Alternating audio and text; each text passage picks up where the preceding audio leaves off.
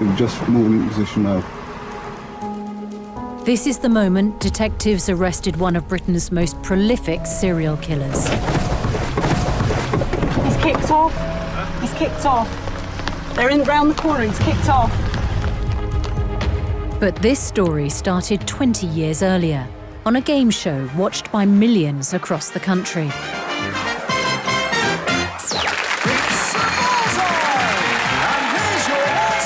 As the contestant John Cooper talked about his favourite pastimes...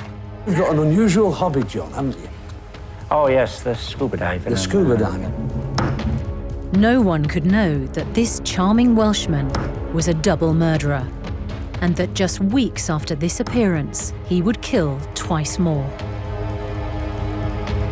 The murders lay unsolved until a crack team of investigators reopened the case, set on uncovering evidence to prove John Cooper was a dangerous, multiple murderer.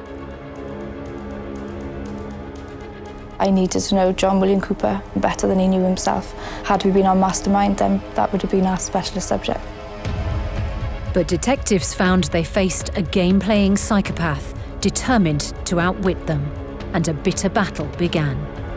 I am not a murderer. I don't care whether you believe it or not. I am not a murderer.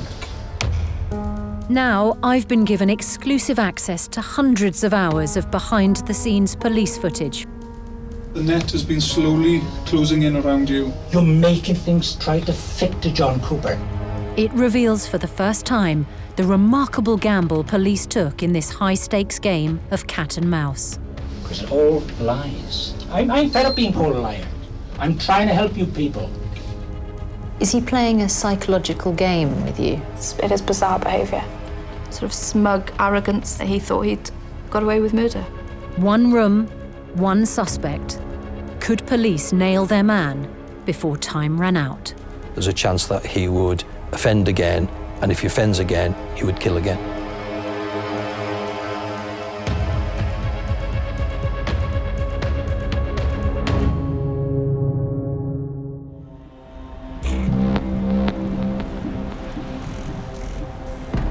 Pembrokeshire in Wales is one of the safest places to live in the country. But in the 1980s, two horrific double murders had rocked this community. Hello, good evening. The hunt for the killers of a Pembrokeshire brother and sister has spread to London, Wiltshire and Liverpool. In 1985, reclusive brother and sister Richard and Helen Thomas were found shot dead in the burned-out wreckage of their farmhouse. Miss Thomas had been bound and gagged, as well as shot viciously in the head. 4 years later, the killer struck again, this time in broad daylight on the popular Welsh coastal path. 51-year-old Peter Dixon and his 52-year-old wife Gwenda were found shot dead in what police describe as an horrific double murder. But despite a huge manhunt, no one was caught for either of these double murders, and the trail ran cold. Until police reopened the files nearly a decade later. I want to get behind the scenes of this cold case inquiry. With years separating the crime and the investigation, these cases can be the hardest to crack. When a crime scene is long gone, evidence is scant and memories faded, these tapes are a unique insight into how the suspect interview becomes critical. And I'm meeting the detectives who look to the latest forensic science for answers as they set out to finally catch a serial killer who'd haunted their community for a generation. Did you feel under enormous pressure? Because these were huge, violent, unsolved crimes. Yeah, we obviously wanted a result because you had like horrendous offences that had happened, and there were the victims' family out there who were still all these years later looking for answers.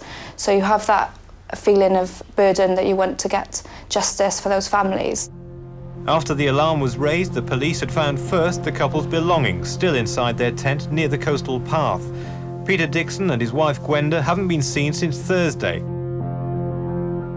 Almost 10 years on, detectives went back to the murder site hoping to use their local knowledge to build a new profile of the murderer. The actual scene of the recovery of the bodies is just in front of us, and from them there's a sheer drop of 200 feet. Gwenda's body was found just a few feet away from the actual cliff edge. She was partly clothed. Then Peter Dixon's body then was hands tied behind his back, and he was partially hanging over the cliff itself. Peter was shot 3 times to the upper chest, to his back, and then the final shot, he was shot in the head. Whoever was there waiting in ambush had a very clear view along the coastal path. Why would you come here unless you had local knowledge of potentially what you were going to find? Convinced the murderer was a local man, police looked back at other crimes committed in the area, hoping they might offer a clue. In this peaceful part of Wales, one spate of vicious burglaries caught their eye. There was a number of quite violent robberies where females had been attacked in their homes. They'd been subjected to excessive violence and force. And detectives realised there was a crucial and disturbing link between these multiple burglaries and the double murders. When I looked at the MO, the method of operating by the offender, they had attacked multiple victims, controlled them with a sawn-off shotgun, and there was also an attempt to steal as well. If you take out the actual murder side of it, the circumstances of those offences were identical. The man responsible for these vicious burglaries was John Cooper, who was sent to prison for the crimes. But his sentence had started 9 years after the last murders. The 53-year-old was described as self-employed. He's been accused of 16 burglaries and attempted burglaries in the Milford Haven, Neyland and Rosemarket areas of Pembrokeshire. Police trawled their evidence archive for anything linked to the burglar John Cooper and were astonished by what they found. There was quite an extensive range and variety of different property which had been stolen from houses. Keys for people's houses. There was gloves which were found discarded near to his home. Jewellery which was found in the hedgerows. So there was a full range of property there which he had kept, which were mementos of his offending. These sinister souvenirs suggested John Cooper had been hoarding trophies of his crimes. Then they had another breakthrough. Hello? In their own archives were hours of footage of John Cooper being questioned by police after his arrest. Right, we are still investigating a series of burglaries committed throughout the 80s and well into the 90s. What can you tell about him from his body language? There's no engagement with the interviewing officers, so to me, I'd say at that point it's clear that he's not going to be talking to them in that interview. And then sits side on, head down. Just strikes me as childlike. Are you prepared to tell us how this necklace came into your possession?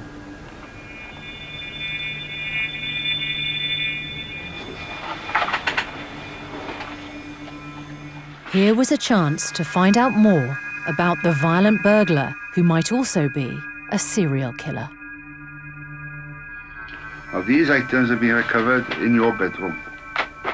They have come from the burglary. Do you want to give an explanation as to how that has happened? Detectives studied these police tapes, hoping that they held the key to cracking a murder case that had eluded them for 20 years. This is actually a treasure trove of information for you. Yeah, it is bizarre behaviour. Real distraction and avoidance techniques where he'd sit with his fingers in his ears. Because it's about control, isn't it, if you're in an interview? Simple explanation will do.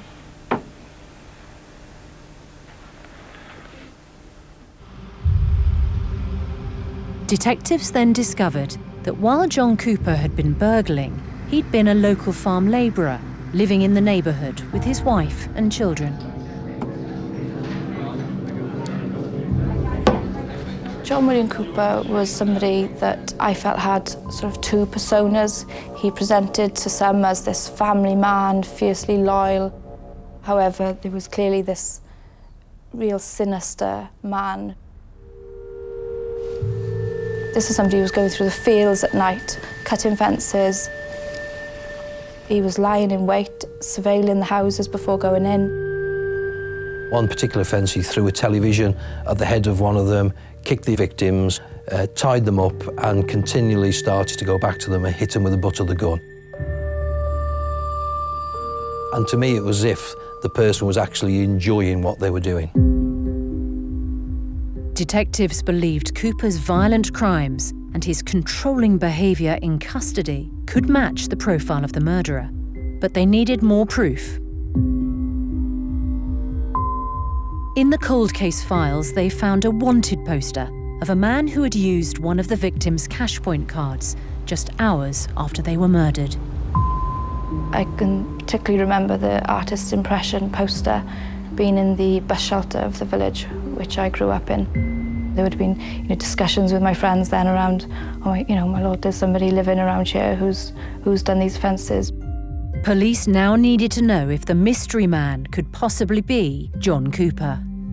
It was quite important that we tried to get an image of him, of how he was around the time, certainly, of the Dixon's murder, so we could then compare it with the artist's impression.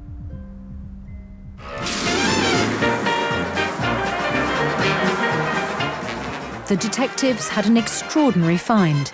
In 1989, the same year as one of the double murders, their suspect had been a contestant on the popular game show Bullseye. You've got an unusual hobby, John, haven't you?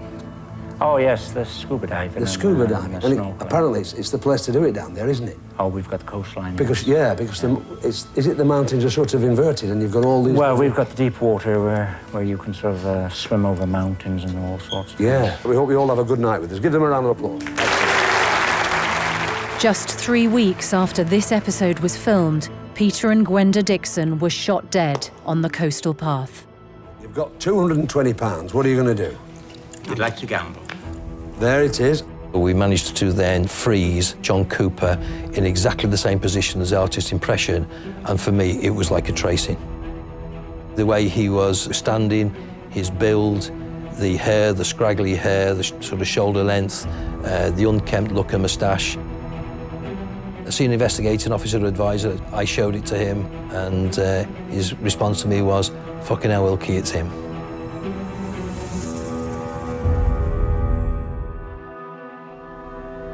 "18 months into the cold case investigation of 2 brutal double murders, and police were struggling. Their prime suspect, John Cooper, was in prison for violent robbery, but coming to the end of his 16-year sentence. Police needed to act fast to nail Cooper before he was released, so they devised an audacious plan. We are looking at somebody who's potentially has committed 4 murders and has no compunction at all in using excessive violence. It was a very, very daunting task. We needed to get him talking. We needed to try and elicit from him something that we could go back and look at and say, why did he say that? In a bold move that would make or break the investigation, the team were given just 4 days to interview the man they suspected was a psychopath and a serial killer. They needed a watertight strategy. This is a person without having to say very much, just through his physical presence or just his look, can intimidate people. So I needed to make sure they had people who would not be intimidated. Gareth, affectionately known as Rambo, a rugby player, as tough as nails. Louise, she was a very good interviewer. I knew that she was somebody that would maintain focus.